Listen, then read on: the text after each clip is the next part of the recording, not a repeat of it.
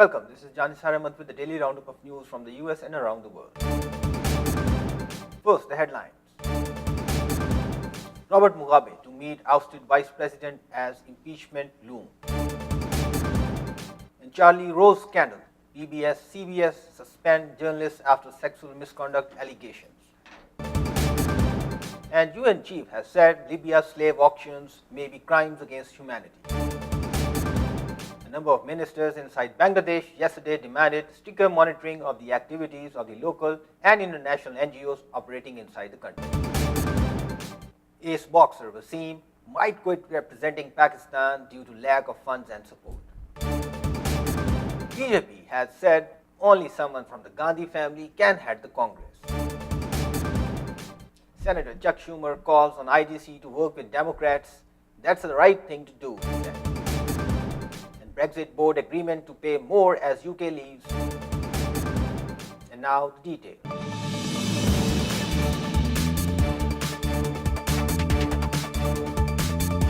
Robert Mugabe to meet with ousted Vice President as impeachment looms. Zimbabwean President Robert Mugabe has agreed to direct talks with the former Vice President he recently fired, the country's military chief said on Monday.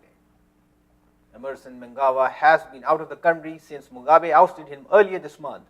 His ouster triggered a political crisis and repeated calls for Mugabe to step down. Zimbabwe's military has agreed with Mugabe on a roadmap on the prevailing situation in the country. General Constantino Chibanga told reporters. Mnangagwa will soon be returning to Zimbabwe to meet with the veteran leader. The nation will be advised on the outcome of talks between the two, he said.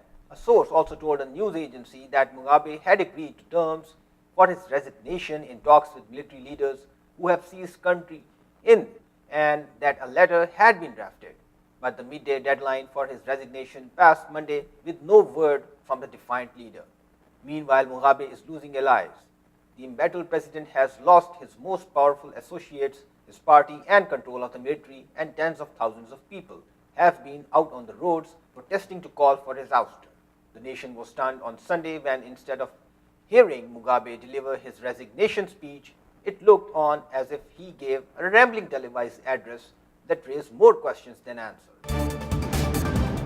And Charlie Rose scandal. PBS, CBS suspend journalists after sexual misconduct allegations. Charlie Rose, the longtime TV journalist who co-hosts CBS This Morning, contributes to 60 Minutes and is best known for his PBS interview show. Charlie Rose has just been added to the growing roster of deplorables, men who have been accused of sexually harassing or assaulting people they work with. He is coping to most of it, and both CBS and PBS announced that he or his show are being suspended. The Washington Post reported late Monday that 8 women told the paper that Rose, 75, made unwanted sexual advantage towards them, including lewd phone calls, walking around naked in their presence, and groping their breasts, buttocks, or genital areas while they worked for him or aspired to work for him. The accusations cover the period between the late 1990s to as recently as 2011. The accusers range in from 21 to 37 at the time of the alleged encounters. Rose, who had been prominent on American TV screens for 45 years, quibbled about the accuracy of some of the allegations, but he acknowledged his misdeeds and apologized in a statement to the Post. It is essential that these women know I hear them and that I deeply apologize for my actions. And UN chief has said Libya's slave auctions may be crimes against humanity. The UN Secretary General said Monday he is horrified at reports showing African migrants sold as slaves and called for immediate investigations. The reports demonstrate some of the most egregious abuses of human rights and maybe amount to crimes against humanity, Secretary General Antonio Guterres said. Urging the international community to unite on the issue, the UN chief called on all the countries to adopt the UN Conventions against Transnational Organized Crime and its Protocol on Human Trafficking. He further stated that Libya's story provides a reminder of the need to manage migration flows in a humane manner that addresses the root causes, increases opportunities for the legal migration, and cracks down on smugglers. A number of ministers yesterday demanded stricter monitoring of the activities of local and international NGOs operating in Bangladesh. The ministers also called for scrutinizing the earnings and expenditures of the non-governmental organizations, alleging that some of those provoke workers to create chaos. The demands were made at an unscheduled discussion at the weekly cabinet meeting chaired by the Prime Minister at her office, said meeting sources. Speaking anonymously, a minister who attended the meeting told a daily newspaper that one of the cabinet members raised the issues of workers' wages and trade union. At one point, Prime Minister Sheikh Hasina wanted to know whether the trade unions operate independently or outside interfere in those activities of the NGOs. In reply, State Minister for Labour Mujibul Haq Chunu said the employees of different organizations run their own trade unions, but NGOs patronize those. According to the NGO Affairs Bureau latest report, 2,565 NGOs are now running with foreign donations. Bureau officials, however, said in reality around 1,400 of those are operating fully while the rest are struggling because of funds crisis. NGO officials said trade union leaders also stated that they carry out the activities in line with the guidelines of the Bureau and there is no scope for deviation from the conditions set by it.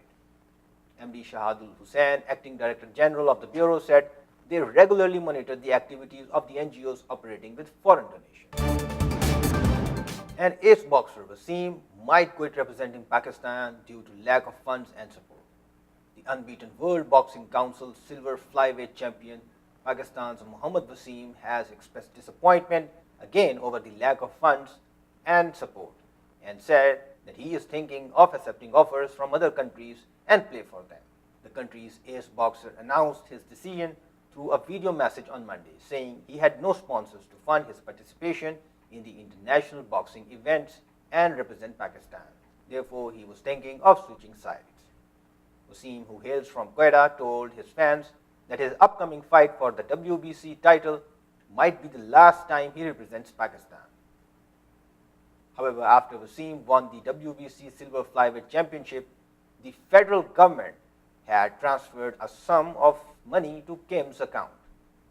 Last year, former Prime Minister Nawaz Sharif had approved a grant of rupees 30 million for the boxer as he successfully defended his WBC Silver Flyweight title after defeating Gimel Migramo.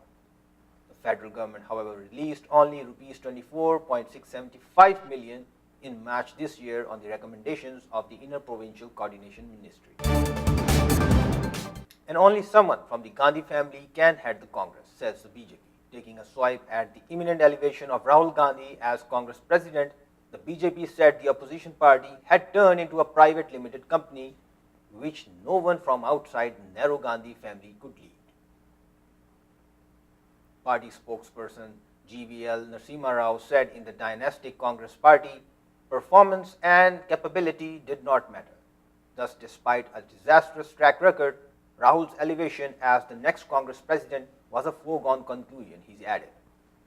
He said the timing of the elevation, though, was curious. It seems Sonia Gandhi wanted to pass the leadership mantle to her son Rahul Gandhi before yet another impending defeat in Gujarat, which would have made it embarrassing for the Congress to reward him after a defeat, he said. Union Minister Giraj Singh said Congress was no more the same party which had led the freedom struggle. Today's Congress is confined to one family after Rajiv Gandhi, Sonia and Rahul took over. Priyanka and her children can't be ruled out as future successors, he added. And Senator Chuck Schumer calls on IDC to work with Democrats. That's the right thing to do, he said. United States Senator Chuck Schumer has joined a growing chorus calling on a group of 8 breakaway state Senate Democrats to reunify with the chamber's mainline Dems. The Independent Democratic Conference, or IDC, has been aligned in a leadership coalition with the Senate Republicans.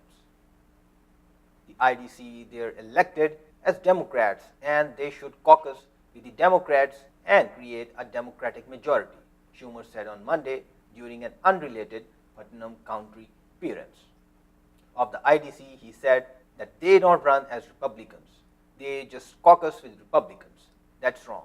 they ought to caucus and work with the Democrats. The IDC members don't actually sit with the Republicans. They formed their own separate caucus, but they are part of the leadership coalition with the Republicans that has many Democrats criticized as enabling the Trump GOP. The IDC says the arrangements helps move some progressive legislation through the Senate that otherwise would be blocked by the Republicans. And on the question of Brexit, the board agreement to pay more as UK leaves, the BBC understands. There is a broad agreement among ministers that the government should increase its financial offers to the EU as the UK leaves, reports the BBC. But this is only in return for the EU moving on in December to talks with a future trade deal and an implementation phase after the UK's departure in 2019. And there was no substantial discussion of possible amounts that could be paid at a cabinet committee meeting. The meeting was held to try to make progress on stalled Brexit talks. This divorce bill is one of the main reasons for the logjam in negotiations between the UK and the EU. Downing Street has dismissed reports the UK could double its $20 billion offer. One ex-minister warned voters would go bananas if £40 billion was offered. European Council President Donald Tusk has set a deadline of the start of the next month for Britain to make further movement on the divorce bill and the Irish border issue.